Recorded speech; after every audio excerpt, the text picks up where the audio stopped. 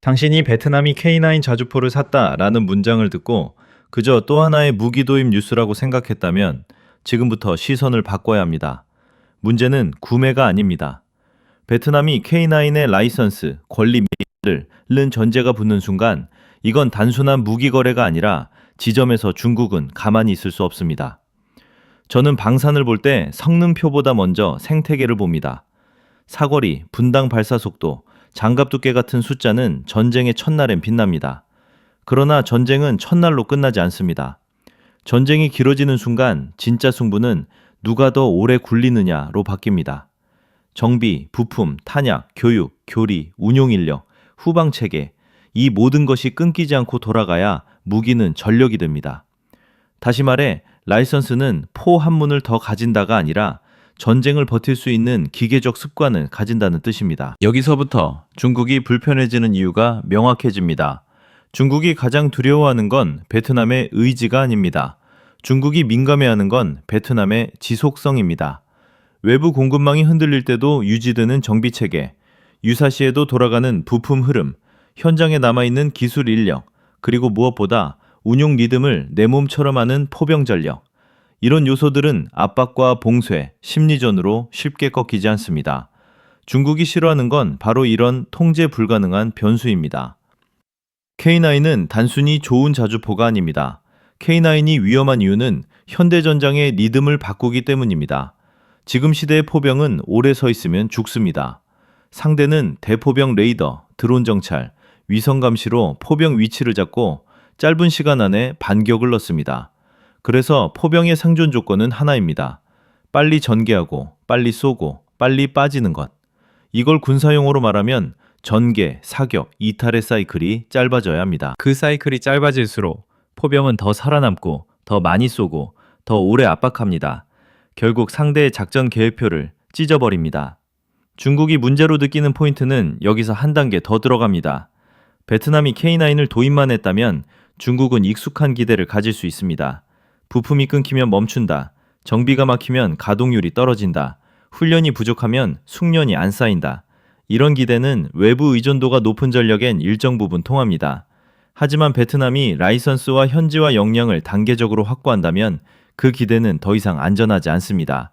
전쟁에서 가장 위험한 건 상대가 예상대로 움직이지 않는 것입니다. 중국이 불편해하는 지점이 바로 이겁니다. 또 하나, 베트남의 지리와 전략 환경은 포병의 의미를 더 크게 만듭니다. 베트남은 긴 해안선과 북부 접경, 그리고 복잡한 작전축을 동시에 관리해야 하는 나라입니다. 이 구조에서 포병은 단순 화력 자산이 아니라 위기시 기동과 봉쇄, 억제의 핵심 장치가 됩니다. 특히 중국은 베트남을 쉽게 보지 않습니다. 베트남은 역사적으로 강한 방어 의지와 지형 활용 능력을 보여온 국가입니다. 여기에 K9 같은 현대식 자주포 체계가 그것도 라이선스 기반의 지속 운용 체계로 결합된다면 중국은 계산을 새로 해야 합니다. 여기서 K-디펜스가 등장합니다. 많은 사람들은 K-디펜스를 가격 대비 성능으로만 이해합니다. 하지만 진짜 무서운 건 따로 있습니다. K-디펜스가 세계 시장에서 강점을 보여온 건 단품 성능만이 아니라 납기 속도, 운용 지원, 교육 체계, 현장 밀착 지원 같은 운영 전체를 패키지로 제공해왔다는 점입니다. 다시 말해 무기를 파는 게 아니라 전력을 만들어주는 방식으로 들어옵니다. 이 모델이 베트남의 산업 기반과 결합될 경우 베트남은 사온 무기가 아니라 돌릴 수 있는 체계를 얻게 됩니다. 중국 입장에선 아주 불편한 변화입니다. 저는 방산 계약을 분석할 때 표면에 드러난 수량과 금액보다 숨은 조항을 더 중요하게 봅니다. 기술 교육 기간, 정비 매뉴얼 현지화, 부품 창정비 범위, 소프트웨어 접근 권한, 탄약 표준화, 사격 통제 체계의 통합 가능성, 공급망 분산, 이런 것들이 실제 전쟁 지속력을 결정합니다. 라이선스는 대부분 이런 숨은 조항들과 맞물려 있습니다. 즉, 베트남이 K9을 가진다가 아니라 K9을 굴리는 능력을 내재화한다로 이어질 수 있다는 뜻입니다. 그리고 바로 그 순간 중국의 머릿속에는 세 가지 질문이 자동으로 떠오릅니다. 첫째, 베트남 포병의 사이클이 빨라지고 생존성이 올라가면 중국의 대포병 작전은 얼마나 더 어려워지는가? 둘째, 베트남이 현지 정비, 부품 체계를 갖추면 위기 시 가동률 하락을 기대하는 전략이 얼마나 무력화되는가. 셋째, 베트남이 K-디펜스를 통해 더 넓은 국방 협력망을 구축한다면 중국이 외교 경제 압박으로 이를 차단할 여지는 얼마나 줄어드는가. 이 세 질문은 단순한 기술 논쟁이 아닙니다. 억제의 구조를 바꾸는 질문입니다. 상대가 당신을 얕보지 못하게 만드는 건 큰 소리가 아닙니다. 상대의 계산기를 고장내는 것입니다. 베트남이 라이선스를 통해 얻는 가장 큰 이익은 몇 문을 더 가진다가 아니라 중국의 계산기에서 확실한 변수를 제거하는 것입니다. 중국은 확실한 것을 좋아합니다. 통제 가능한 범위에서 승부를 걸기 때문입니다. 그런데 베트남이 전력의 지속성을 키우면 중국의 확실함은 줄어듭니다. 확실함이 줄어드는 순간 공격적 선택지는 위험해집니다. 그게 중국이 불편해하는 이유입니다. 하지만 여기서 끝이 아닙니다. K9은 포병의 시작일 뿐일 수 있습니다. 포병 체계가 현대화되면 그 다음은 자연스럽게 정찰, 지휘, 타격의 연결로 이어집니다. 드론, 레이더, 통신, 전장 관리 체계가 붙으면 포병은 단독 무기가 아니라 네트워크가 됩니다. 그리고 네트워크가 된 순간 상대는 단순히 포를 상대하는 게 아니라 체계를 상대해야 합니다. 체계는 훨씬 깨기 어렵습니다. 당신이 지금 이해해야 할 핵심은 이것입니다. 베트남이 K9을 사는 게 아니라 베트남이 K-디펜스를 보유하는 방식을 택한다면 중국은 더 이상 예전의 베트남을 상대로 계산할 수 없습니다. 처음엔 강하지만 오래 못 간다는 오래된 프레임이 무너집니다. 남는 건 새로운 현실입니다. 베트남이 더 오래, 더 빠르게, 더 안정적으로 버틸 수 있는 국가로 변한다는 현실. 그리고 저는 다음 파트에서 중국이 가장 예민하게 반응할 수밖에 없는 지점을 정확히 짚겠습니다. 왜 K9의 라이선스가 단순한 기술 이전을 넘어 베트남의 억제력 구조를 재설계하는 열쇠가 되는지, 그게 진짜 본론입니다. 중국이 가장 예민하게 반응하는 지점은 K9이라는 무기 자체가 아닙니다.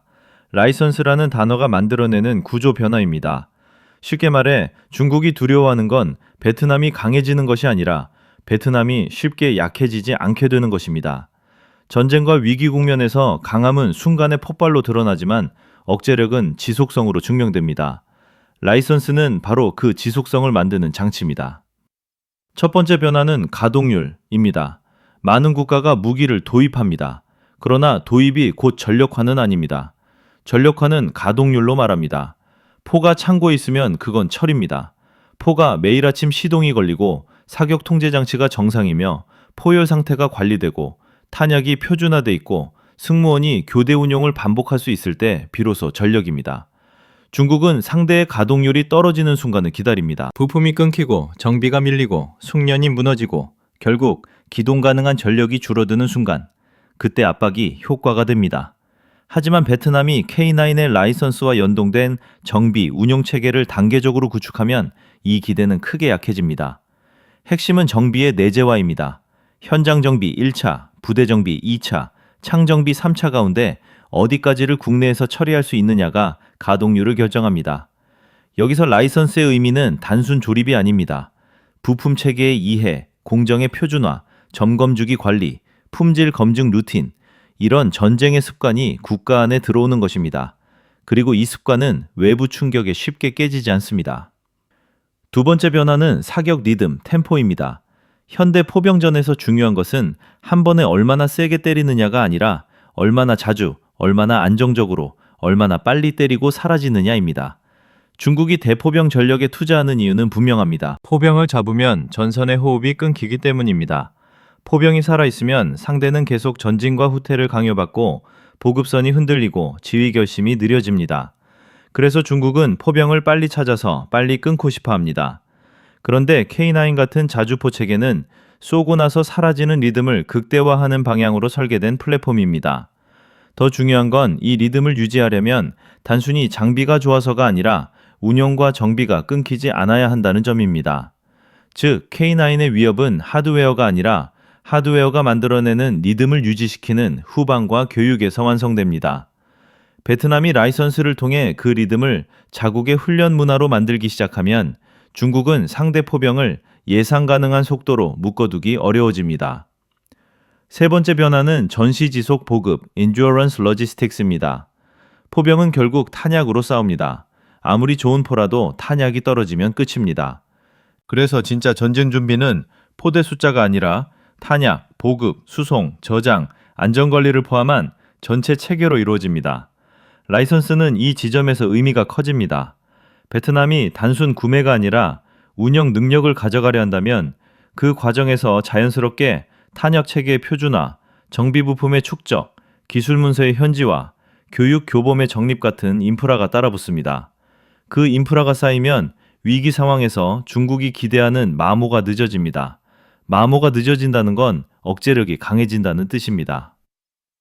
네 번째 변화는 지휘, 정찰, 타격의 연결, C4ISR 링키지입니다.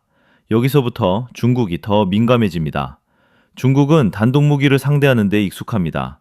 하지만 연결된 체계는 상대하기 어렵습니다. 포병이 단독으로 움직이면 포병을 잡으면 끝입니다. 그러나 포병이 드론 정찰, 레이더, 통신망, 전장 관리와 결합하면 포병은 하나의 노드가 됩니다. 노드를 잡아도 네트워크는 살아남습니다. 반대로 네트워크가 살아있으면 노드는 다시 살아납니다. 라이선스 기반 도입은 종종 단품에서 끝나지 않습니다. 베트남이 K9을 단순 운용 자산이 아니라 국가 전력의 축으로 놓는다면 그 다음 단계는 연결입니다.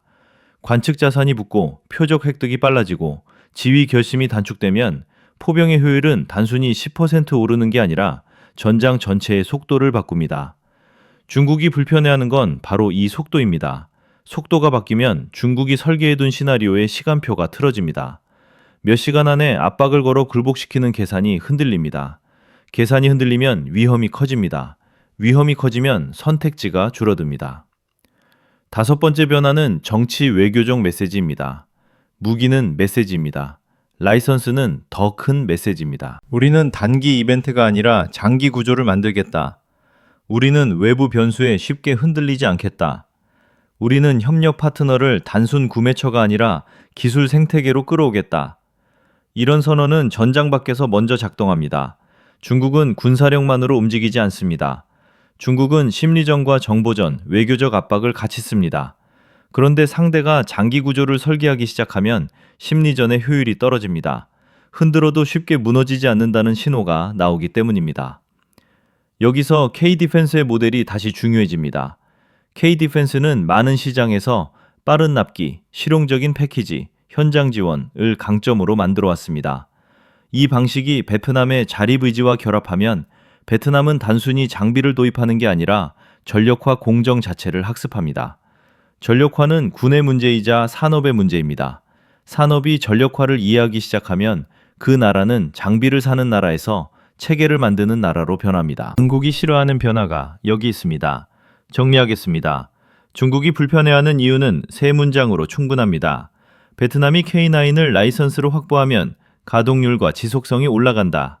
지속성이 올라가면 중국이 기대하던 마모 전략이 늦어진다. 늦어지는 순간 중국의 위기 시나리오에서 속도 우위가 약해진다. 결국 억제란 무엇입니까? 상대에게 이득보다 비용이 크다는 감각을 심는 것입니다.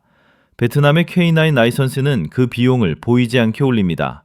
눈에 보이는 건 포면문이지만 중국이 체감하는 건 시간이 늘어나는 비용, 확실성이 줄어드는 비용, 통제력이 약해지는 비용입니다.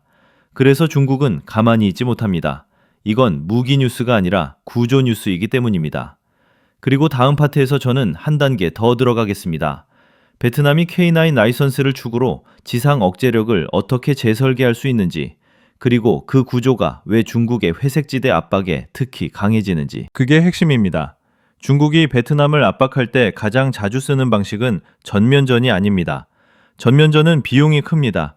국제 여론, 경제 제재, 투자 이탈, 동맹의 결집까지 연쇄적으로 터질 수 있습니다. 그래서 중국은 보통 회색지대 압박을 선호합니다. 즉 전쟁이라고 부르기 애매한 수준에서 상대를 지치게 만들고 내부적으로 흔들고 결국 협상 테이블에서 양보를 끌어내는 방식입니다. 여기서 베트남이 K9을 라이선스 기반으로 보유한다는 건 단지 화력을 늘리는 것이 아니라 회색지대 압박을 버틸 수 있는 지상 억제 구조를 재설계한다는 의미가 됩니다. 회색지대 압박의 핵심은 불확실성입니다. 상대가 결심하지 못하게 만들고 대응 수위를 두려워하게 만들고 정보전을 통해 혼란을 키웁니다. 중국은 이런 압박을 할 때 보통 세 가지 카드를 씁니다. 첫째, 짧고 반복적인 군사 시위. 둘째, 저강도 충돌, 유도. 셋째, 정치 경제적 압박과 정보전의 결합. 이 전략은 상대가 대응하면 확전, 가만히 있으면 손해라는 딜레마에 빠질 때 가장 효과적입니다. 그런데 베트남이 K9 같은 자주포 전력을 그리고 그 전력을 유지하는 라이선스 기반 체계를 구축하면 이 딜레마의 무게가 달라집니다. 이유는 하나입니다. 베트남의 대응이 즉흥이 아니라 루틴이 되기 때문입니다. 포병은 전장에서 단지 폭발을 만드는 무기가 아닙니다. 포병은 상대의 행동을 예측 가능한 범위에 가두는 행동 통제 장치입니다. 특히 지상 접경, 해안 축선, 주요 접근로에서 포병은 다음과 같은 기능을 합니다. 상대의 기동을 늦추고 집결을 분산시키고 보급선을 불안하게 만들며 결정적 순간에 정지를 강요한다. 중국 입장에서 회색지대 압박은 긴장을 올리되 상대가 결심하지 못하게 하는 것인데 베트남의 포병 억제력이 커지면 중국은 반대로 긴장을 올릴수록 위험이 커지는 구조에 들어갑니다. 즉, 압박의 효율이 떨어집니다. 여기서 중요한 건 K9이 몇 문이냐가 아닙니다. 더 중요한 건 베트남이 K9을 운용하는 방식이 전술적 패턴으로 자리 잡느냐입니다. 라이선스 기반 보유는 보통 교육체계, 정비 루틴, 부품 수급, 현지화된 교리까지를 동반합니다. 이게 쌓이면 베트남은 특정 상황에서 반복 가능한 행동을 갖게 됩니다. 예를 들어 접경 지역에서 징후가 포착되면 관측 체계가 움직이고 포대가 전개되고 사격 준비를 끝내고 표적화 가능 영역을 설정한 뒤 상대의 움직임을 억제한다. 이 루틴이 만들어지면 중국은 상대를 흔들기 위해 움직였는데 오히려 우리가 더 위험해졌다는 역설에 직면합니다. 회색지대 압박은 상대가 느리게 반응할 때 유리합니다. 그러나 베트남이 빠르고 반복 가능한 억제 루틴을 갖추면 중국은 속도 우위를 잃습니다. 다음은 왜 K9이 회색지대에서 특히 부담이 되는가입니다. K9의 강점은 단순히 사거리가 아니라 기동성과 생존성을 포함한 시간 관리 능력입니다. 회색지대 상황에서 가장 위험한 건 미리 자리 잡고 있는 화력입니다. 움직이지 않는 고정 화력은 찾기 쉽습니다. 그러나 기동포병은 다릅니다. 중국이 압박을 올릴수록 베트남은 포대를 분산 배치하고 임시 사격진지에서 짧게 치고 빠지며 관측과 타격을 반복할 수 있습니다. 즉, 중국의 압박 상승이 베트남의 대응 옵션 증가로 연결됩니다. 이건 중국이 원하는 그림이 아닙니다. 그리고 여기서 라이선스가 다시 등장합니다. 기동포병의 단점은 유지비입니다. 많이 움직이면 고장이 늘고 부품 소모가 커지고 정비 부담이 폭증합니다. 그런데 라이선스 기반으로 정비 부품 체계를 내재화하면 이 단점이 완화됩니다. 베트남은 더 자주 움직일 수 있고 더 오래 유지할 수 있습니다. 다시 말해 중국이 회색지대에서 기대하는 피로 누적이 베트남에게 덜 먹힙니다. 압박이 길어질수록 상대가 지치는 게 아니라 오히려 대응 숙련이 쌓이는 방향으로 갈 수 있습니다. 또 하나의 핵심은 산업 억제입니다. 중국은 상대가 무기를 수입에만 의존할 때 더 강합니다. 왜냐하면 공급망을 흔들 수 있기 때문입니다. 그러나 라이선스는 공급망의 일부를 국내로 가져옵니다. 물론 100% 자립은 어렵습니다. 하지만 전쟁에서 100%는 필요 조건이 아닙니다. 중요한 건 치명적 병목을 줄이는 것입니다.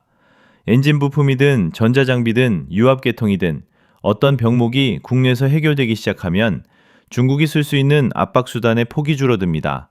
이것이 산업 억제의 의미입니다. 베트남이 K-디펜스를 제품이 아니라 공정으로 받아들이면 중국은 단순 군사 계산을 넘어 장기 경쟁 구조를 상대해야 합니다. 그리고 중국이 가장 민감해하는 마지막 포인트가 있습니다. 바로 연쇄 확장 가능성입니다. K9 라이선스는 포병으로 끝나지 않을 수 있습니다. 포병이 현대화되면 자연스럽게 다음 단계가 열립니다.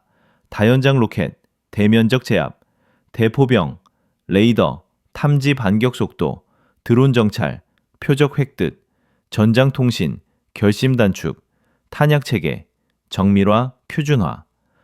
중국은 이런 연쇄를 경계합니다.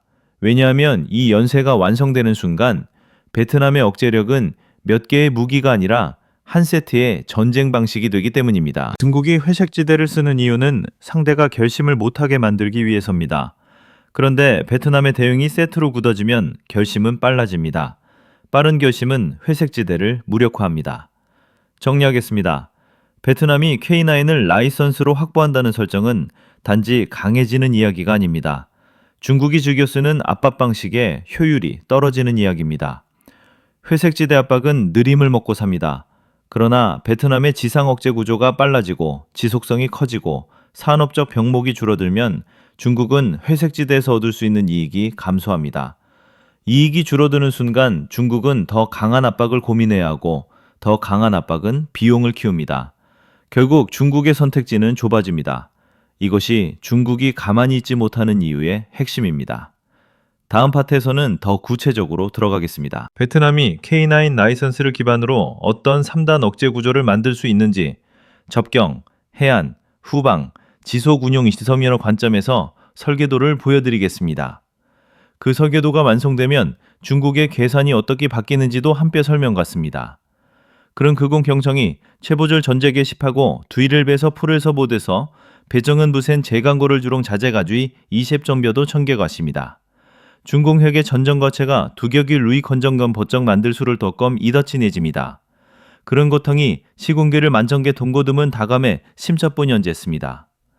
진공이 존경적 한봉여다 중공연 탄정기다는 중공연 동정 심자분영이 치군계를 만성계 답본인데 기복 할아버 있었습니다. 그공 종정 줄이 갈아버라 대간 이런 여론 통원 고고 도로고 가신데버 지공 포볼 혼하고입니다. 이셈청견 신제 중공적 한부며다 종고포고 다병 보고 관정되려고 내거쳤습니다. 그런 잠정 이돔인데 중공 연정 심차포영이 그 공을 시붕계석고도 다뤄보 있었습니다. 문중 전을 죽인 건감이돼 중공 시붕 주고 밥본에서 이런 친해집니다. 주공 중정 줄이 가라고라 동고 가겠는데 도고고 현면 대런붓에 보고를 공고조는 운홍되렸습니다. 금홍총 장정 우정이돼 심차포영이 반정부로고 저저구조 편에서 지도정 있습니다.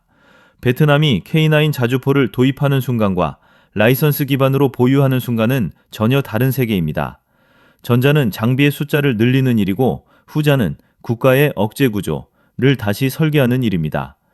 그래서 이번 파트에서는 베트남이 K9 라이선스를 축으로 만들 수 있는 3단 억제 구조를 아주 구체적으로 정리하겠습니다. 핵심은 단순합니다. 중국이 가장 싫어하는 것은 강한 한방이 아니라 예측 불가능한 비용이 지속적으로 누적되는 구조입니다. 일단 접경 억제, 지상 축선, 기동 포병의 그림자. 중국이 베트남을 시험하는 가장 현실적인 시나리오는 전면 침공이 아니라 접경 및 주변 축선에서의 짧은 충돌, 국지적 압박, 교란입니다. 이런 국면에서 가장 큰 무기는 전차도 전투기도 아닙니다. 시간입니다. 누가 먼저 결심하고 누가 먼저 준비하고 누가 먼저 상대를 멈춰 세우는가. 여기서 K9은 대포가 아니라 시간을 뺏는 기계로 작동합니다. 접경 억제의 핵심은 세 가지입니다. 전개 속도, 어느 지점에 얼마만큼 빠르게 화력을 가져가느냐, 생존성, 한 번 쏜 뒤 살아남아 다시 쏠 수 있느냐, 반복성, 1회가 아니라 매일, 매주, 수개월 동안 유지할 수 있느냐. K9이 진짜 위협이 되는 이유는 이 세 가지가 하나로 묶이기 때문입니다. 기동포병은 단지 멀리 쏘는 것이 아니라 상대의 결심을 늦추고 행동을 분산시키는 억제장치입니다. 중국 입장에서 접경에서 뭔가를 해보려는 시도 자체가 더 비싸집니다. 왜냐하면 베트남이 포대를 숨겨두고 있다가 필요할 때만 꺼내는 게 아니라 라이선스 기반 체계로 항상 운용 가능한 상태를 유지할 수 있기 때문입니다. 그리고 여기서 라이선스의 효과가 다시 나옵니다. 기동포병은 움직일수록 고장납니다. 그래서 외부 의존도가 높으면 기동이 곧 소모가 됩니다. 그러나 라이선스 기반 정비와 부품 체계가 자리 잡으면 기동이 소모가 아니라 전술적 습관이 됩니다. 중국이 가장 싫어하는 것은 바로 상대가 피로해지지 않는 것입니다. 회색지대 압박은 피로 누적으로 먹고 사는데 베트남이 지상 억제 루틴을 일상화하면 중국의 전략은 효율이 급격히 떨어집니다. 2단 해안 억제, 접근 저지. 해안선은 길고 표적은 많다. 베트남에게 해안은 생명선입니다. 물류, 에너지, 항만, 산업지대, 그리고 해상교통로. 중국이 압박을 강화할 때 반드시 건드리는 곳이 이 해안 축선입니다. 여기서 자주포가 무슨 의미가 있느냐고 묻는 사람이 있습니다. 답은 간단합니다. 해안 억제에서 중요한 건 바다 위 배를 직접 잡는 것이 아니라 상륙과 접근을 성립하지 않게 만드는 것입니다. 해안 억제의 본질은 다음과 같습니다. 상륙 시도는 집결과 하역을 필요로 한다. 집결과 하역은 시간과 공간을 만든다. 시간과 공간이 생기면 그곳은 포병의 표적이 된다. 즉, 해안 억제에서 자주포는 해군을 대체하는 게 아니라 상대의 접근을 더 위험하게 만들고 따라서 의사결정을 더 어렵게 합니다. 상륙이든 임시기지 구축이든 해안 인근에서의 정착은 포병에 취약합니다. K9이 배치될 수 있는 이동식 화력은 특히 해안 축선에서 상대가 어디로 모일지 모르게 만든다는 심리적 효과가 있습니다. 중국은 장비가 아니라 불확실성을 싫어합니다. 상륙작전에서 불확실성은 곧 비용입니다. 여기서 베트남이 만들 수 있는 그림은 이렇습니다. 해안 축선의 주요 접근로와 항만 주변에 고정된 포대가 아니라 기동 가능한 포대의 잠재지대를 만든다. 평소에는 분산되어 보이지 않지만 위기 때는 짧은 시간에 전개되어 접근 저지 구역을 형성한다. 이게 가능하려면 정비가 버텨야 하고 운용이 반복되어야 합니다. 다시 말해 라이선스 기반 체계는 해안 억제에서도 결정적입니다. 외부 부품이 끊기면 해안 억제는 한 번 쓰고 끝나는 카드가 됩니다. 하지만 내부에서 유지되면 해안 억제는 지속되는 구조가 됩니다. 그리고 중국이 민감해하는 것은 이 다음 단계입니다. 해안 억제는 포병만으로 완성되지 않습니다. 포병은 마지막 타격 수단이고 그 앞에는 반드시 표적 획득과 지휘 결심이 붙습니다. 베트남이 K9 라이선스를 도입하면서 함께 구축하게 되는 교육, 교리, 정비 시스템은 결국 이 연결을 가속합니다. 드론, 대포병 레이더, 해안 감시 자산, 통신망, 이게 결합되면 해안에서 중국이 짧게 흔들고 빠지는 방식이 점점 더 어려워집니다. 흔들수록 베트남의 대응 세트가 자동으로 돌아가기 때문입니다. 3단, 후방 억제, 지속 운용. 전쟁은 공장과 창고에서 이긴다. 대부분은 전장을 이야기합니다. 하지만 중국이 진짜로 두려워하는 것은 전장보다 후방입니다. 이유는 간단합니다. 전장은 하루에도 바뀌지만 후방은 몇 년에 걸쳐 구조를 바꿉니다. 중국은 상대의 후방이 약할 때 압박이 쉬워집니다. 연료가 부족하고 탄약이 부족하고 부품이 끊기고 정비가 밀리고 결국 가동률이 떨어지는 순간이 옵니다. 그때부터 억제력은 종이처럼 얇아집니다. 라이선스 기반 K9 보유는 후방에서 다음 4가지를 강하게 만듭니다. 부품 제거와 공급 체계, 전시 병목을 줄인다. 정비 인력의 숙련 축적, 외부 지원 없이도 복구한다. 현지화된 교범과 교육 시스템, 인력 교대가 가능해진다. 품질 관리 루틴, 장비의 수명이 늘어난다. 이 4가지가 쌓이면 중국의 압박은 즉각적인 결과를 만들기 어려워집니다. 언젠가 지치겠지라는 기대가 약해집니다. 그리고 이 기대가 약해지는 순간 중국의 전략은 더 위험한 선택지로 밀립니다.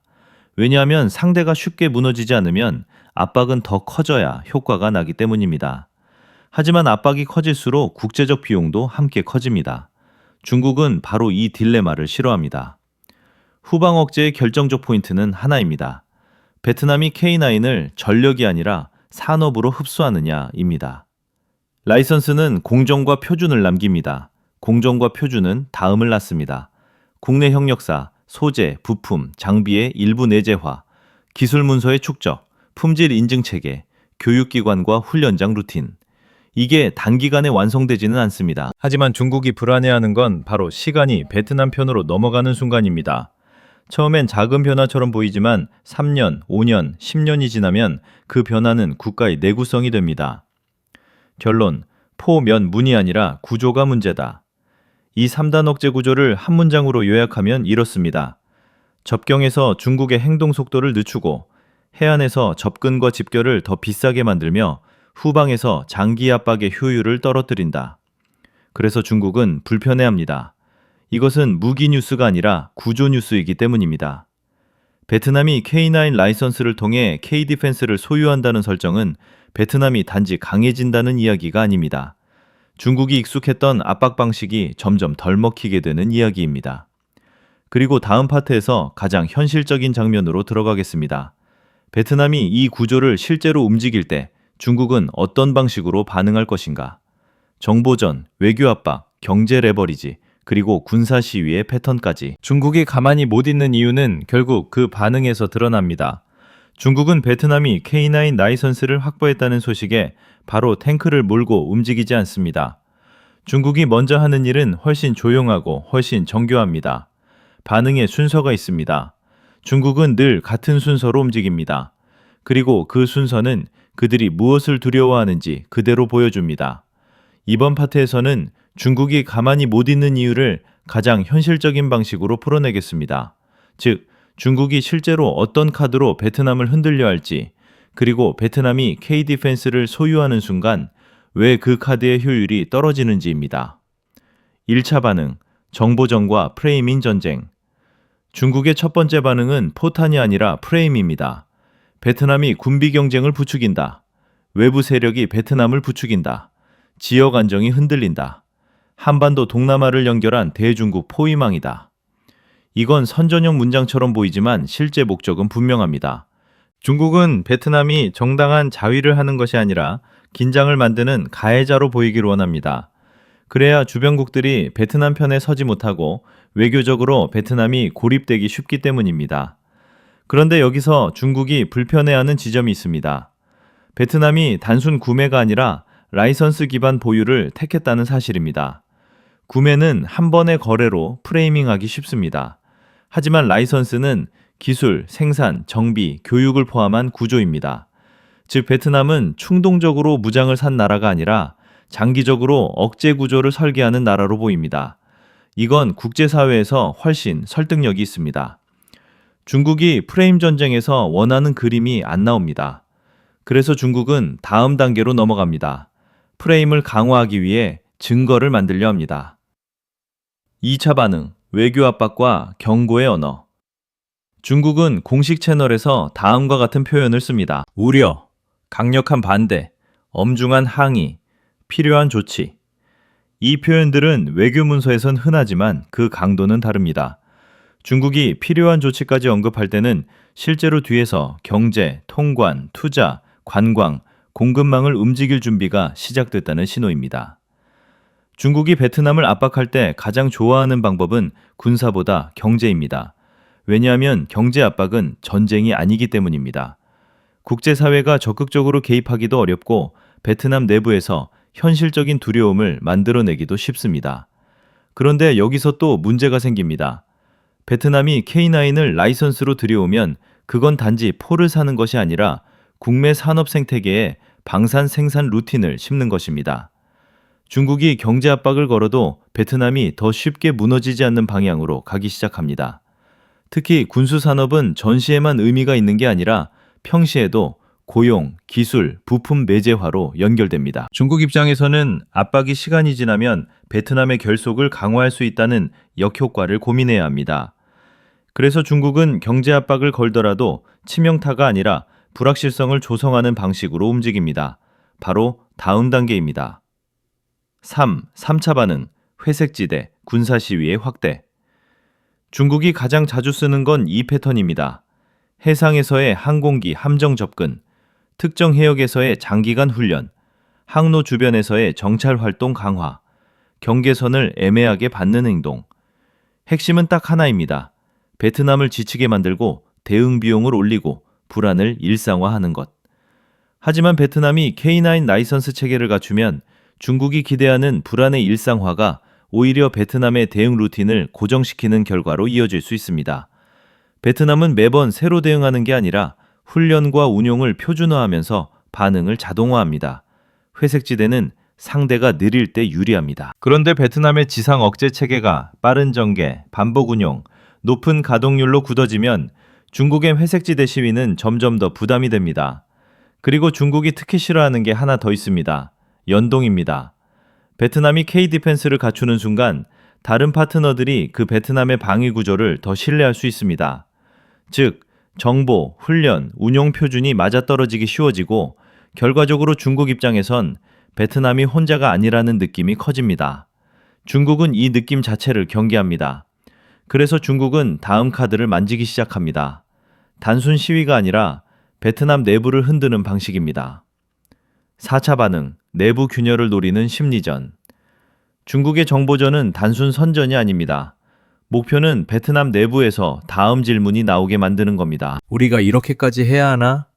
경제가 더 중요한데 왜 긴장을 키우나? 외부 무기를 들여오면 의존이 커지는 것 아닌가? 중국을 자극하면 손해가 더 큰 것 아닌가? 이 질문이 많아질수록 중국은 유리합니다. 베트남의 결심이 느려지기 때문입니다. 그런데 베트남이 구매가 아니라 라이선스를 선택했다는 설정은 이 심리전의 효과를 일부 상쇄합니다. 이유는 단순합니다. 라이선스는 곧 자립과 내구성의 메시지입니다. 우리는 한 번의 수입이 아니라 장기적으로 유지할 수 있는 구조를 만든다. 이 메시지는 국내 여론에서도 설득력이 있습니다. 특히 단지 무장을 늘린다가 아니라 우리 손으로 유지, 정비, 생산한다는 내러티브는 국민적 정당성을 갖기 쉽습니다. 즉, 중국이 내부 균열을 만들려 해도 베트남이 내세울 명분이 더 단단해집니다. 5. 5차 반응.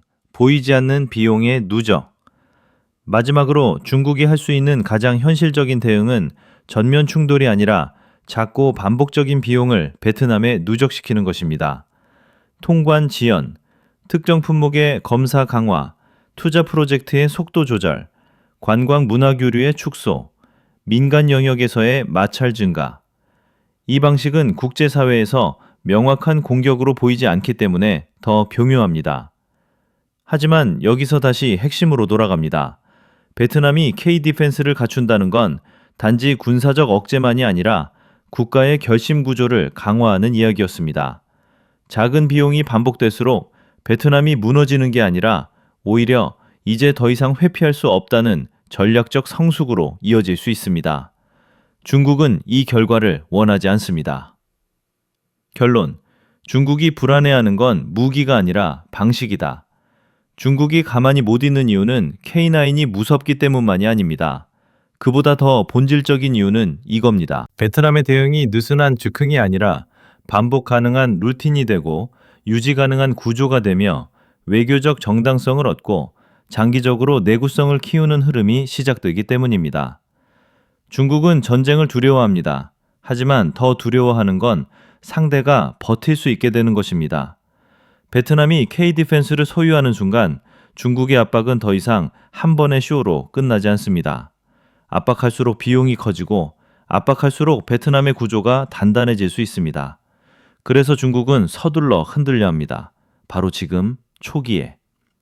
다음 파트에서는 이야기를 한 단계 더 현실로 끌어내리겠습니다.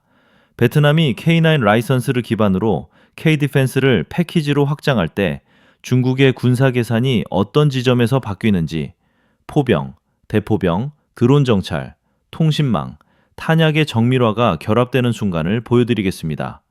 그 지점이 중국의 진짜 불안이 폭발하는 구간입니다. 중국이 가장 불안해하는 순간은 베트남이 K9을 보유했다가 아니라 K9이 혼자가 아니게 되는 순간입니다. 포병은 단독으로도 강력하지만 진짜 게임 체인저는 포병이 정찰, 지휘, 타격, 재장전, 재배치의 고리로 묶일 때 나타납니다. 이 고리가 만들어지면 중국이 즐겨 쓰는 회색지대 압박은 갑자기 위험한 행동이 됩니다. 왜냐하면 작은 도발도 곧바로 정밀한 비용으로 돌아오기 때문입니다.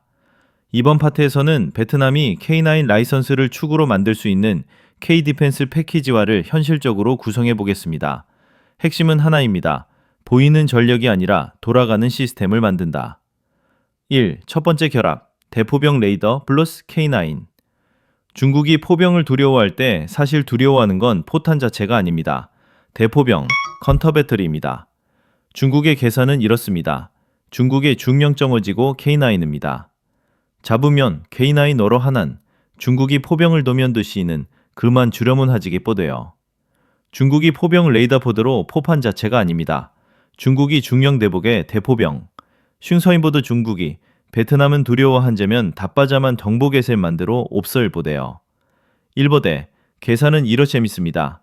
중국이 중면 포병 레이더퍼 포탄 자체가 아닙니다. 이번은 정방의 폼이다. 베트남 정보를 보려고 도마도치만 정보가. 중국이 포병 레이더퍼 포탄 자체가 아닙니다. 중국이 종조고 주려왈고 현, 계사를 정버가 되모는 포로했다는 데모이. 중국이 포병 레이더 퍼드로 포탄 자체가 아닙니다. 중국이 계산은 이러 재밌습니다. 개포병 보병 레이더 불탄 자체가 아닙니다. 정영중국, 계산은 대보고 포탄 자체가 만대모입니다. 중국이 죽임중국 하는데 베트남 이런 포병 레이더 포탄 자체가 아닙니다. 중국이 멤모님은 두려워하는 거가 걔는 달아보도. 중국이 슌청을 당면은 포반든 포병을 포라무지 가지고 삼보며 도매 쪽으로는 포배했습니다. 1번 중국이 텀곡에 돌아면 됩니다. 중국이 정족으로 부려와리면서 포병 레이더퍼 포탄 자체가 아닙니다. 션표수도 돌 잃었습니다. 보이는 전력 도발한다. 상대가 쏜다. 우리는 위치 파악, 반격, 상대 화력 약화. 이 고전적 순환이 유지되면 압박이 성립합니다. 그런데 베트남이 대포병 레이더를 촘촘히 깔고 K9을 묶어버리면 계산이 바뀝니다. 저 포탄이 날아오는 순간 발사 원점이 역산된다. 위치가 잡히는 순간 K9은 즉시 반격할 수 있다. 반격 후 K9은 다시 위치를 바꾼다. 여기서 중국이 불안해하는 건 맞는다가 아니라 맞고도 못 잡는다입니다. 즉 베트남 포병이 생존하면서 반복한다는 구조가 생기는 순간 중국의 도발은 수익보다 손해가 커집니다. 이게 바로 억제 구조입니다. 그리고 라이선스 체계는 이 반복성을 더 강화합니다. 정비, 부품, 승무원 훈련이 국내 루틴이 되면 전력은 한 번 빛나는 카드가 아니라 매주 작동하는 습관이 됩니다. 2. 두 번째 결합, 드론 정찰, 파스 K9. 회색지대에서 가장 중요한 건 누가 먼저 받느냐입니다. 드론은 그래서 결정적입니다. 드론 정찰이 붙으면 K9은 더 이상 사거리가 긴 대포가 아닙니다. 즉응 화력이 됩니다. 도발 세력이 움직인다. 드론이 이동 경로를 포착한다. 좌표가 전송된다. K9이 사격한다. 도발 세력은 보이지 않는 비용을 치른다. 이 구조는 특히 도서, 해안 인근에서도 유효합니다. 중국이 불편해하는 방식, 정체불명의 선박, 해상 민병대, 장기간 체류, 회색지대의 전개, 이 모든 것이 표적화되기 시작합니다. 중국은 정찰 타격 연결이 생기는 걸 싫어합니다. 왜냐하면 회색지대 전략의 핵심은 애매함인데 애매함이 좌표로 바뀌면 그 순간부터 애매함은 힘을 잃습니다. 3. 세 번째 결합, 통신 지휘망, 퍼스 K9. 포병은 사격 통제가 생명입니다. 여기서 베트남이 만들 수 있는 중요한 변화는 지휘 결심의 시간을 줄이는 것입니다. 중국이 도발을 할 때 기대하는 건 한 가지입니다. 베트남이 망설이기를 바라는 겁니다. 보고 체계가 복잡하고 승인이 늦고 통신이 지연되고 결국 타이밍이 지나가기를 바라죠. 하지만 베트남이 K9 라이선스 체계를 통해 훈련을 반복하고 교리를 통합하면 지휘 결심이 빨라집니다. 그리고 결심이 빨라진 국가는 회색지대에서 강합니다. 왜냐하면 회색지대는 상대의 늦은 결정에서 돈을 벌기 때문입니다. 여기서 중국이 보는 최악의 그림은 이런 겁니다. 베트남이 표적을 먼저 발견한다. 베트남이 결심을 빨리 한다. 베트남이 타격을 반복한다. 그리고 그 과정이 외부 의존 없이 계속된다. 이게 바로 독립형 킬체인입니다.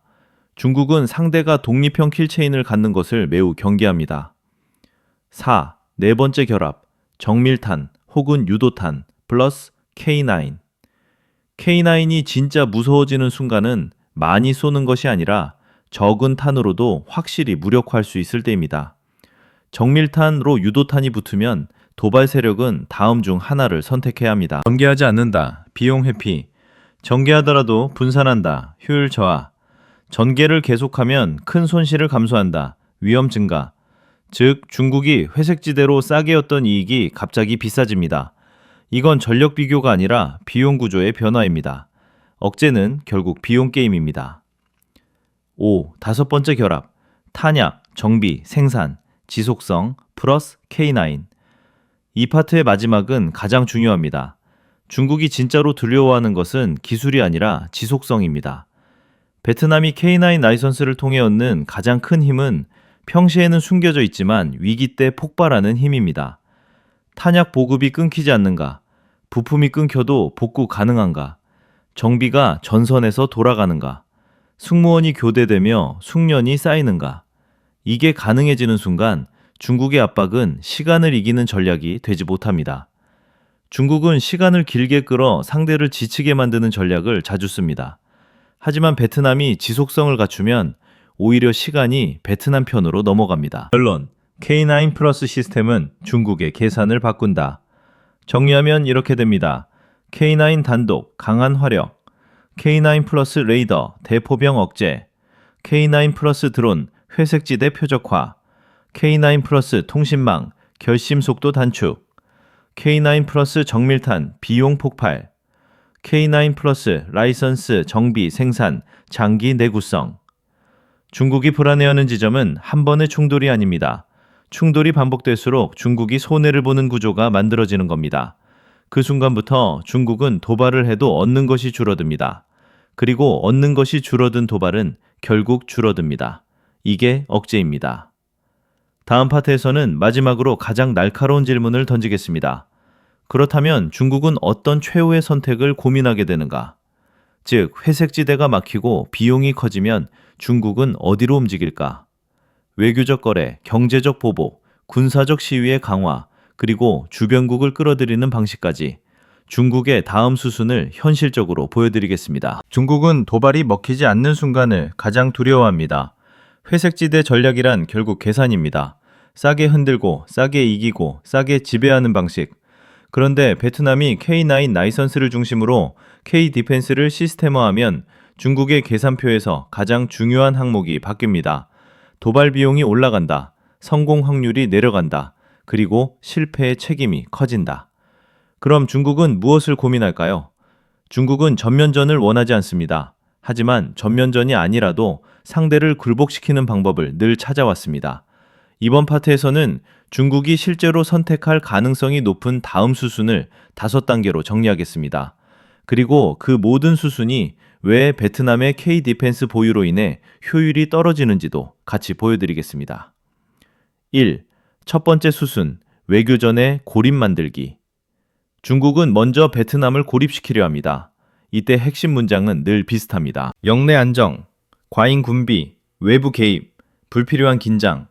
중국은 베트남이 자위라고 말하는 것을 긴장을 유발하는 행동으로 바꿔치기 하려 합니다. 외교전의 목표는 단순합니다. 베트남의 선택이 정당하다는 국제적 공감대를 흐리는 것. 하지만 베트남이 단순 구매가 아니라 라이선스 기반 내구성 체계를 말하는 순간 이 고립 전술은 약해집니다. 왜냐하면 베트남은 이렇게 반박할 수 있기 때문입니다. 우리는 공격이 아니라 억제를 만든다. 우리는 충동적 무장이 아니라 지속 가능한 방위 구조를 만든다. 우리는 불안정이 아니라 예측 가능한 균형을 만든다. 외교전은 말의 싸움이지만 말의 힘은 구조에서 나옵니다. 베트남이 구조를 갖추면 설득력이 생깁니다. 2. 두 번째 수순, 경제, 핀셋 압박. 중국은 전면 제재를 잘 쓰지 않습니다. 티가 너무 나기 때문입니다. 대신 핀셋으로 찌릅니다. 통관 지연, 특정 품목 검사 강화, 비관세 장벽, 특정 산업 투자 지연, 민간 영역의 심리적 불확실성 조성. 핵심은 당장 무너뜨리는 것이 아니라 흔들어 놓는 것입니다. 사람들이 불안해하면 정책 결정자도 흔들립니다. 중국이 경제 카드로 노리는 건 바로 그 흔들림입니다. 그런데 베트남이 K9 라이선스를 계기로 방산 정비, 부품, 생산 생태계를 키우면 압박의 효율이 떨어집니다. 국방 체계는 민간 경제만큼 즉각 흔들리지 않습니다. 오히려 중국이 경제로 압박할수록 베트남 내부에서는 다음 메시지가 힘을 얻습니다. 우리는 더 자립해야 한다. 우리는 더 오래 버틸 구조가 필요하다. 중국 입장에서 최악의 결과입니다. 압박이 굴복이 아니라 자립의 명분이 되어버리기 때문입니다. 3. 세 번째 수순, 회색지대의 강도 올리기. 다음은 군사적 시위입니다. 하지만 전면전이 아니라 강도 상승입니다. 더 자주 접근한다.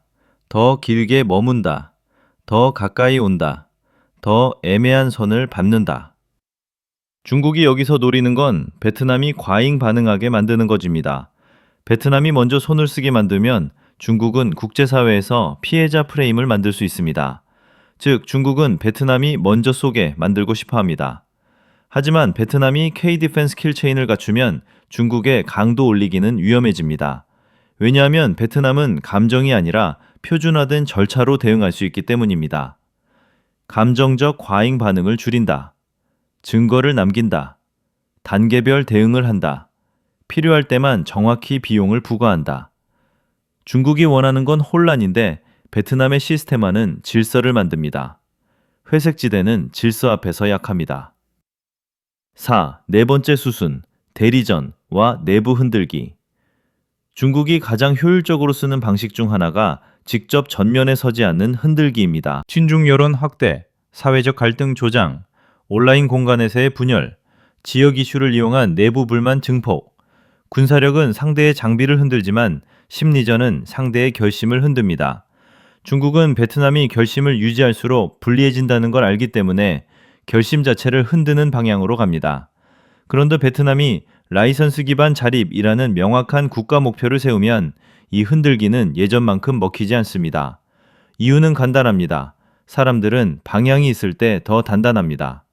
베트남이 방위 자립을 국가적 내러티브로 만들면 내부 흔들기는 국가 생존의 문제 앞에서 힘을 잃습니다. 5. 다섯 번째 수순, 최후의 카드, 선택 강요. 중국은 마지막에 이런 선택을 강요하려 합니다. 중국과 경제를 선택할 것인가, 아니면 외부 방위 협력을 선택할 것인가. 이건 단순한 협박이 아닙니다. 중국은 주변국들을 늘 양자택일의 구조로 묶어왔습니다. 그래야 자기 영향력이 유지되기 때문입니다. 하지만 베트남이 K-디펜스를 수입 의존이 아니라 내재화로 가져가면 이 양자택일의 압박은 약해집니다. 왜냐하면 베트남은 이렇게 말할 수 있습니다. 우리는 특정 국가의 대리인이 아니다. 우리는 우리 생존을 위한 방위 체계를 구축한다. 우리는 경제도 안보도 동시에 지킬 준비를 한다. 중국이 가장 싫어하는 건 선택을 강요했는데도 상대가 흔들리지 않는 것입니다. 그 순간부터 중국의 영향력은 눈에 띄게 줄어듭니다. 결론, 중국이 진짜 무서워하는 것은 베트남의 결심이다. 정리하겠습니다. K9이 중국을 불안하게 만드는 이유는 K9이 강해서가 아닙니다. 정확히 말하면 강한 무기가 아니라 강한 결심 구조가 두렵기 때문입니다. 결심이 빨라지고 대응이 표준화되고 지속성이 생기고 국제적 정당성이 강화되고 내부 내러티브가 자립으로 굳어지는 것.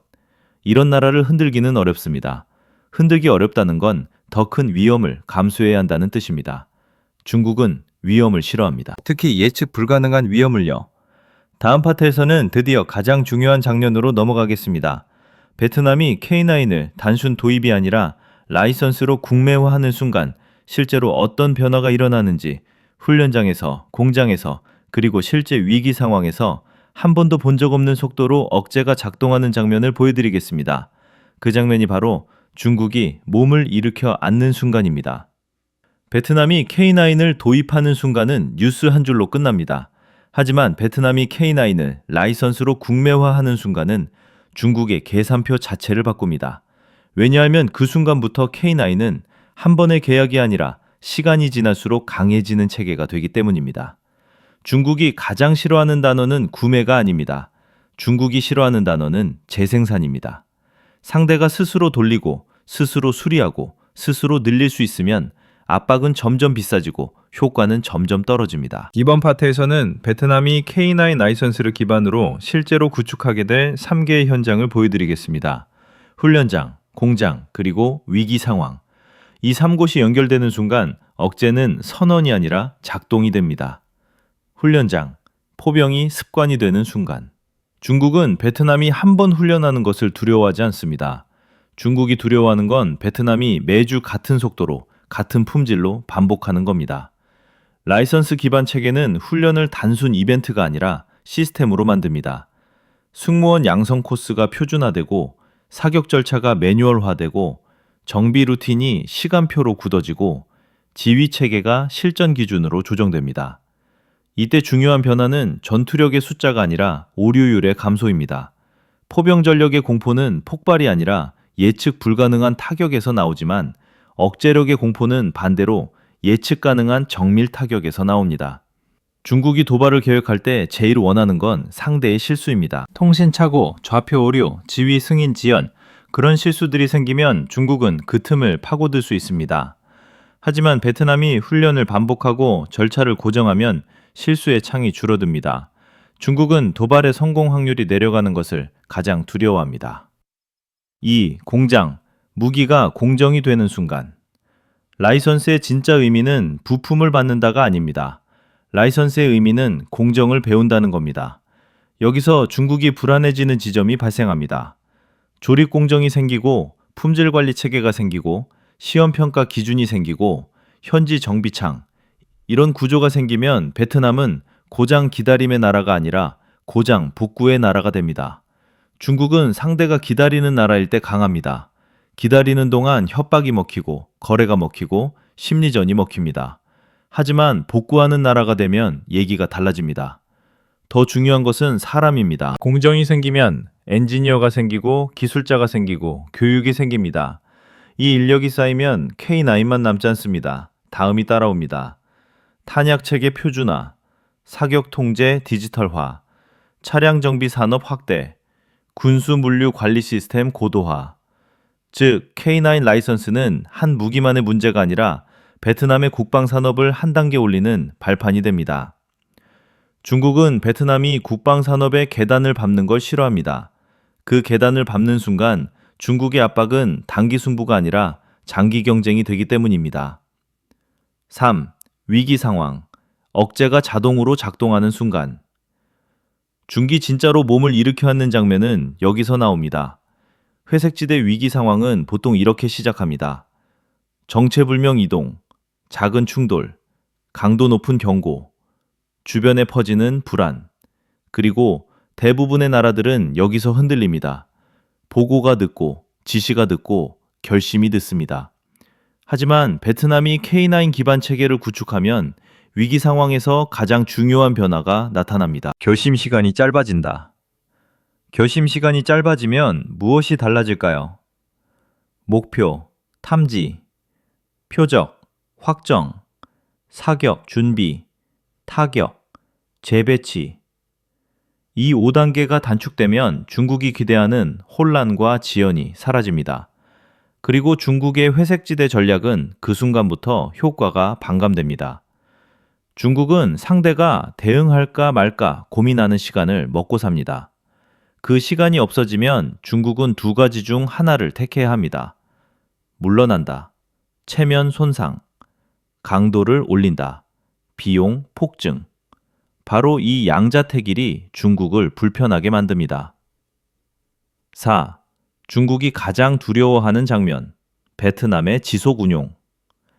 하지만 중국의 공포는 여기서 끝나지 않습니다. 중국이 정말 두려워하는 장면은 한 번의 반격이 아니라 베트남이 그 반격을 다음 주에도 그 다음 달에도 계속 반복하는 장면입니다. 포대가 계속 살아있고 정비가 현장에서 돌아가고 탄약이 끊기지 않고 교대 인력도 숙련도가 유지되고 훈련이 전투력으로 누적되는 모습. 이 지속 운용은 중국의 가장 큰 장점, 시간 끌기를 무너뜨립니다. 시간이 중국 편이 아니라 베트남 편이 되기 때문입니다. 5. K-디펜스라는 상징이 만들어내는 심리적 파장. 마지막으로 중국이 무시하지 못하는 건 기술만이 아닙니다. 상징입니다. 베트남이 K9 라이선스를 확보한다는 건 주변국들에 이런 신호를 줍니다. 베트남은 선택했다. 베트남은 자립방향으로 간다. 베트남은 협력 네트워크를 만들고 있다. 중국 입장에서는 이 신호가 퍼지는 것이 위험합니다. 왜냐하면 주변국들이 베트남이 해냈다면 우리도 가능하다는 생각을 하기 시작하면 중국의 영향력은 자연스럽게 줄어들기 때문입니다. 결론, 라이선스는 무기가 아니라 시간을 산다. 정리하겠습니다. 베트남이 K9을 라이선스로 가져간다는 설정에서 핵심은 화력 그 자체가 아닙니다. 핵심은 시간이 갈수록 강해지는 구조입니다. 훈련장이 습관을 만들고 공장이 공정을 만들고 위기가 자동 대응을 만들고 지속 운용이 중국의 시간 전략을 무력화합니다. 중국이 불안해하는 이유는 딱 하나입니다. 베트남이 더 이상 흔들릴 나라가 아니라 버틸 나라가 되기 때문입니다. 다음 파트에서는 이제 결말을 향해 가겠습니다. 중국이 실제로 어떤 반응을 보이고 베트남은 그 반응을 어떻게 흡수하며 최종적으로 동남아 안보 지형이 어떻게 바뀌는지 마지막 퍼즐을 맞추겠습니다. 중국이 베트남의 K9 라이선스와 K-디펜스 체계화를 불편해하는 이유는 단순합니다. 이전까지 중국은 베트남을 관리 가능한 변수로 봤습니다. 도발을 하면 흔들리고 압박을 하면 조용해지고 시간을 끌면 지치고 결국 어느 시점엔 타협할 것이라고 계산했죠. 하지만 베트남이 K9을 도입이 아니라 국내화의 방향으로 움직이는 순간 중국의 시각은 바뀝니다. 이 나라는 시간이 흐를수록 단단해진다. 중국은 이런 상대를 싫어합니다. 왜냐하면 중국의 회색지대 전략은 상대의 피로를 먹고 사는데 상대가 피로 대신 숙련을 쌓아버리면 압박이 무의미해지기 때문입니다. 이번 파트에서는 중국의 반응이 실제로 어떤 순서로 전개될지, 그리고 베트남이 그 반응을 어떻게 흡수하면서 동남아 전체의 안보 지형을 바꾸게 되는지 마지막 결론으로 가기 직전에 퍼즐을 맞추겠습니다. 1. 중국의 첫 반응, 시위의 패턴이 바뀐다. 중국은 처음부터 전면 충돌로 가지 않습니다. 대신 패턴을 바꿔 메시지를 줍니다. 접근거리 더 좁힘, 출현 빈도 증가, 항로, 공역의 경계선 시험, 동시에 여러 지점에서 자극, 분산. 중국이 노리는 건 승리가 아니라 불안입니다. 베트남 내부에서 괜히 건드린 것 아니냐는 목소리가 나오게 만드는 것. 그래서 중국은 군사 시위를 하나의 심리적 비용으로 씁니다. 하지만 베트남이 킬체인과 절차를 표준화해 놓으면 중국의 시위는 효과가 줄어듭니다. 왜냐하면 베트남은 다음처럼 대응할 수 있기 때문입니다. 감정적 반응 대신 단계별 대응, 모든 행동을 기록하고 공개 가능한 증거로 축적, 필요시 정확한 비용 부과만 선택적으로 실행. 즉, 중국의 시위는 상대를 흔드는 도구가 아니라 중국의 의도를 드러내는 장면이 됩니다. 그 순간부터 중국은 외교적 부담을 더 크게 떠안게 됩니다. 2. 두 번째 반응, 거래 제한이 더 자주 나온다. 중국은 압박과 거래를 같이 씁니다. 시위를 높인 다음에는 늘 이런 제안이 따라옵니다. 오해를 줄이자, 공동 개발을 하자, 긴장을 완화하자, 경제 협력을 확대하자. 겉으로는 평화 제안입니다. 하지만 핵심은 너의 선택을 약화시키는 거래입니다. 베트남이 K-디펜스 체계화를 지속하려면 중국은 그 흐름을 늦추거나 흔들어야 합니다. 그래서 중국은 돈과 명분을 섞어 접근합니다. 하지만 베트남에게 라이선스 기반 자립은 단순히 사업이 아니라 국가 생존의 방향입니다. 방향이 잡힌 국가에게 거래는 유혹이 아니라 조건으로 보입니다. 베트남이 할 수 있는 대응은 명확합니다. 협력은 하되 안보의 핵심 체계는 양보하지 않는다. 경제는 열되 방위 자립의 속도는 늦추지 않는다. 모든 협상은 시간을 벌기 위한 수단으로만 활용한다. 이렇게 되면 중국의 거래는 더 이상 베트남을 꺾는 카드가 아니라 오히려 베트남이 숨을 고르는 시간으로 바뀝니다. 3. 세 번째 반응, 주변국에 대한 메시지가 강화된다. 중국은 베트남만 보는 것이 아니라 주변국을 동시에 봅니다. 중국이 가장 두려워하는 건 베트남의 선택이 전염되는 겁니다. 그래서 중국은 주변국들에 이렇게 말하려 합니다. 베트남의 선택은 위험하다. 외부 무기 의존은 불안정을 낳는다. 중국을 자극하면 비용이 따른다. 즉, 베트남을 본보기로 만들어 전염을 막으려는 겁니다. 하지만 여기서 역설이 발생합니다. 중국이 베트남을 겨냥한 메시지를 강하게 낼수록 주변국들은 오히려 다음을 확인합니다. 중국은 베트남의 변화가 불편하다. 중국이 불편해한다는 건 베트남이 제대로 가고 있다는 신호다. 그리고 중국이 싫어하는 선택이 곧 억제 재력이다. 이건 단순한 정치가 아닙니다. 안보는 상대가 싫어하는 것을 확보하는 게임이기 때문입니다. 4. 동남아에서 생기는 새 균형, 억제의 분산. 베트남이 K9 라이선스를 바탕으로 체계를 구축하면 동남아 전체에서 중요한 변화가 나타납니다.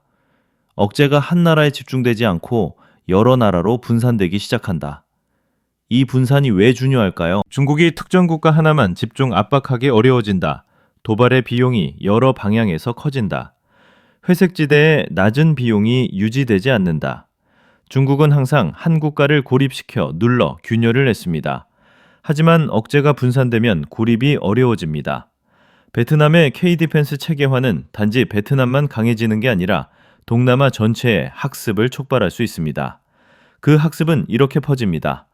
빠른 납기와 지속 운용의 중요성, 기술 이전과 현지화의 가치, 킬체인의 표준화, 회색지대 대응 절차의 매뉴얼화. 이런 흐름이 확산되면 중국은 더 이상 쉬운 게임을 할 수 없습니다. 5. 중국이 가장 싫어하는 결말, 시간이 상대편이 된다. 여기서 중국의 근본적 불편함이 드러납니다. 중국은 시간이 자기 편인 게임을 좋아합니다. 긴장을 오래 끌면 상대가 지치고 결국 비용 때문에 물러서기 때문이죠. 하지만 베트남이 K9 라이선스로 지속성을 확보하면 시간이 베트남 편이 됩니다. 시간이 지나면 숙련이 쌓이고, 시간이 지나면 정비, 부품이 국산화되고, 시간이 지나면 전력이 생활화되고, 시간이 지날수록 중국의 압박은 점점 비싸집니다. 중국은 이 구조를 가장 싫어합니다. 왜냐하면 이 구조는 전쟁 없이도 중국의 영향력을 줄이는 방식이기 때문입니다. 결론, 베트남이 K-디펜스를 갖는 순간 동남아의 규칙이 바뀐다. 정리하겠습니다. 중국의 반응은 강해질 수 있습니다. 하지만 그 강함은 오히려 베트남의 선택이 중국에게 불편하다는 증거가 됩니다. 그리고 베트남이 그 반응을 감정이 아니라 시스템으로 흡수하는 순간 동남아의 규칙이 바뀝니다. 도발의 비용이 올라가고 회색지대의 효율이 떨어지고 억제가 분산되고 시간이 베트남 편이 됩니다. 다음 파트, 마지막 파트에서는 결론을 완성하겠습니다. 왜 베트남의 K9 라이선스는 단지 포병 전력 강화가 아니라 국가 전략의 전환점이 되는가? 그리고 그 전환점이 중국을 왜 불안하게 만들 수밖에 없는지 한 문장으로 찍어내겠습니다. 중국이 가만히 있지 못한다는 말은 감정의 표현이 아닙니다. 전략의 표현입니다. 그리고 그 전략은 늘 같은 질문으로 시작됩니다. 상대가 우리에게 어떤 비용을 부과할 수 있는가? 베트남이 K9을 단순 구매가 아니라 라이선스 기반 K-디펜스 체계로 가져가는 순간 이 질문의 답이 달라집니다. 그게 바로 중국을 불안하게 만드는 핵심입니다. 이 마지막 파트에서는 한 가지로 확실히 정리하겠습니다. 왜 베트남의 선택이 단지 무기 도입이 아니라 국가 전략의 전환이며 왜 그 전환이 중국의 계산을 바꿀 수밖에 없는지. 1. K9은 포병이 아니라 결심의 속도를 바꾼다. 전쟁은 결국 누가 더 많이 쏘느냐가 아니라 누가 더 빨리 결심하고 더 빨리 실행하느냐의 싸움입니다. 베트남이 K9을 라이선스로 가져가면 다음이 가능해집니다. 운용 인력의 표준화, 사격 절차의 자동화 디지털화, 정비 체계의 현지화, 탄약과 부품의 안정적 조달, 훈련의 반복과 숙련의 누적. 이건 단순히 포를 들리는 게 아닙니다. 결심의 속도를 체계화하는 것입니다. 중국이 회색지대에서 노리는 건 결심 지연입니다. 상대가 망설이는 동안 중국은 사실을 만들고 기정사실화를 합니다. 하지만 베트남이 결심 속도를 갖추면 중국의 창구가 좁아집니다. 그리고 중국은 도발이 곧바로 비용으로 돌아올 수 있다는 사실을 계산해야 합니다. 2. 라이선스의 진짜 의미, 소유가 아니라 자립.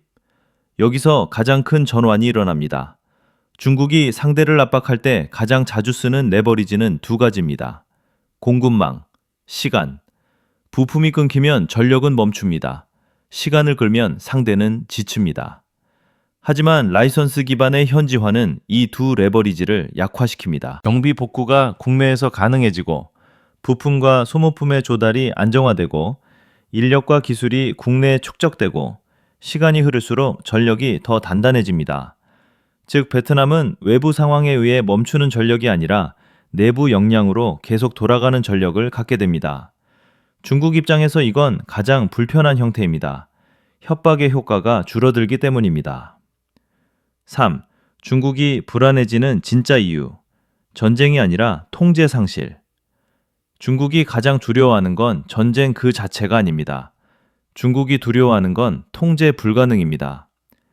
회색지대 전략의 본질은 상대를 완전히 무너뜨리는 게 아니라 상대를 예측 가능한 상태로 묶어두는 것입니다.